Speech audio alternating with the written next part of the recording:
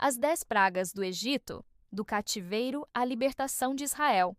A história das 10 pragas do Egito, relatada no livro do Êxodo, não pode ser entendida de forma isolada.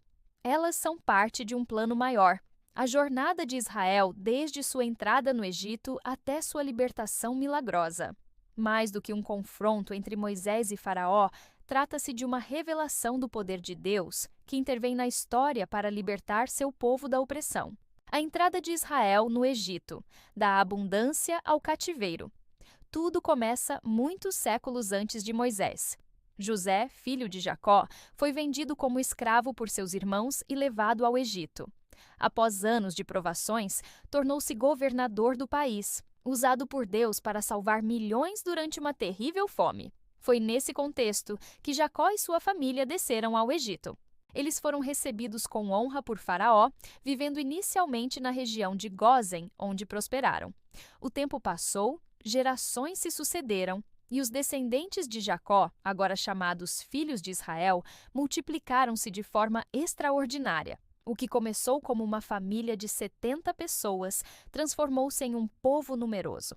Contudo, levantou-se um novo rei sobre o Egito que não conhecia José. Êxodo 1:8. Esse faraó, temendo o crescimento dos hebreus, os escravizou, impondo-lhes trabalhos pesados.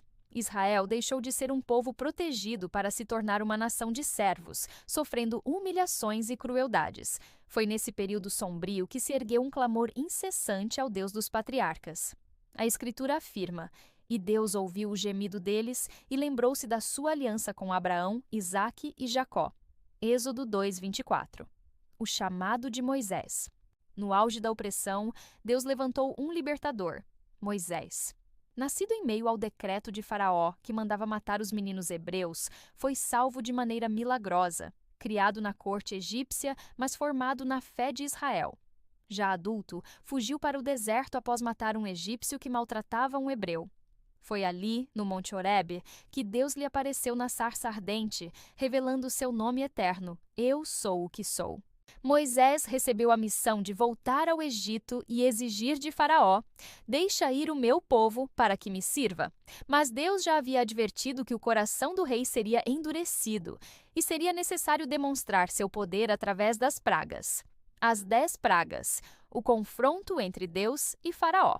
As pragas foram muito mais do que desastres naturais. Cada uma delas foi um golpe contra a economia, a cultura e, sobretudo, contra os deuses do Egito. Enquanto os egípcios viam suas terras arruinadas, os hebreus eram preservados, mostrando que o Senhor fazia distinção entre seu povo e os opressores. Primeira praga: o Nilo em sangue. Símbolo da vida egípcia, o Nilo se transformou em sangue. Peixes morreram e o rio, considerado sagrado, tornou-se inútil. Era como se Deus dissesse: "A vida que vocês veneram está em minhas mãos." Segunda praga: rãs por toda parte. As rãs invadiram casas, palácios e até os quartos do faraó. A divindade egípcia Requete, ligada à fertilidade, foi humilhada. Terceira e quarta pragas: piolhos e moscas. A poeira virou insetos que infestaram pessoas e animais, seguidos por enxames de moscas que atormentaram todo o Egito, menos Gósen, onde os hebreus viviam. Quinta praga: a morte dos rebanhos. O gado egípcio morreu em massa, enquanto o rebanho hebreu permaneceu ileso. Mais um golpe contra deuses egípcios, como Apis, o touro sagrado. Sexta praga: úlceras dolorosas. Homens e animais foram cobertos por feridas e nem os magos egípcios puderam resistir. Sétima praga: granizo devastador. Tempestades destruíram colheitas e árvores, e apenas quem ouviu a palavra de Moisés e se abrigou, escapou. Deus mostrava que obedecer à sua voz trazia vida. Oitava praga: gafanhotos devoradores. O que restava após o granizo foi consumido pelos gafanhotos, deixando a terra arrasada. Nona praga: trevas densas. Por 3 dias, uma escuridão profunda caiu sobre o Egito, desafiando o deus Ra, o Sol, uma das maiores divindades do Egito. Mas em Gósen havia luz. 10ª praga: a morte dos primogênitos. A última praga foi a mais dura: a morte dos primogênitos egípcios. Nesse momento, Deus instituiu a Páscoa, ordenando que cada família hebreia sacrificasse um cordeiro e marcasse os umbrais das portas com sangue. Onde houvesse sangue, o anjo da morte passava por cima. Foi o sangue que salvou os filhos de Israel, um símbolo profético do sacrifício de Cristo, o Cordeiro de Deus. A libertação, o êxodo triunfante. A 10ª praga quebrou a resistência de Faraó.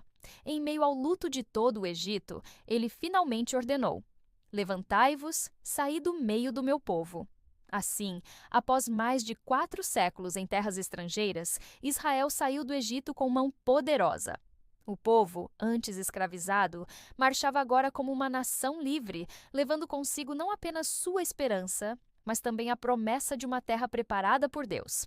Contudo, a saga não terminou ali. Faraó, arrependido de deixar os hebreus partirem, os perseguiu com seu exército até o Mar Vermelho. Foi então que Deus abriu o mar, permitindo a passagem dos israelitas a pé enxuto.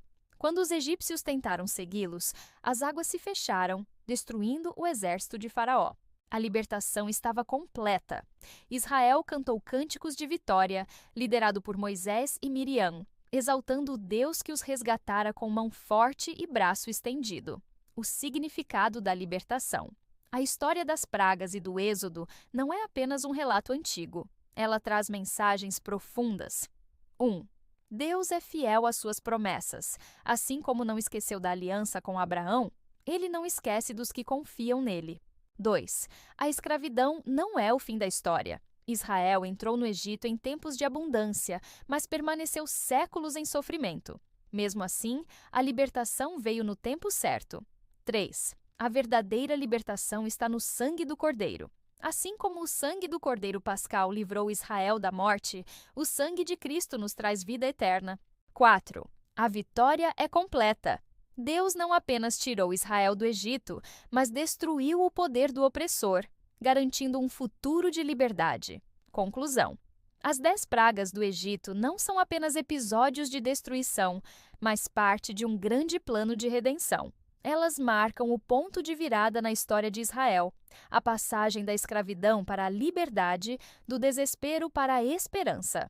Assim como Deus ouviu o clamor dos hebreus, ele continua ouvindo o clamor dos que sofrem.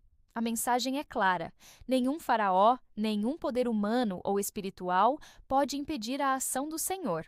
O êxodo é, portanto, um convite à fé. Ele nos lembra que, mesmo em tempos de opressão, Deus prepara um caminho de libertação e que, assim como Israel atravessou o mar e se tornou livre, nós também podemos experimentar a vitória por meio do Deus que ainda hoje liberta. Deixe seu like e se inscreva no canal. Obrigado e até o próximo vídeo.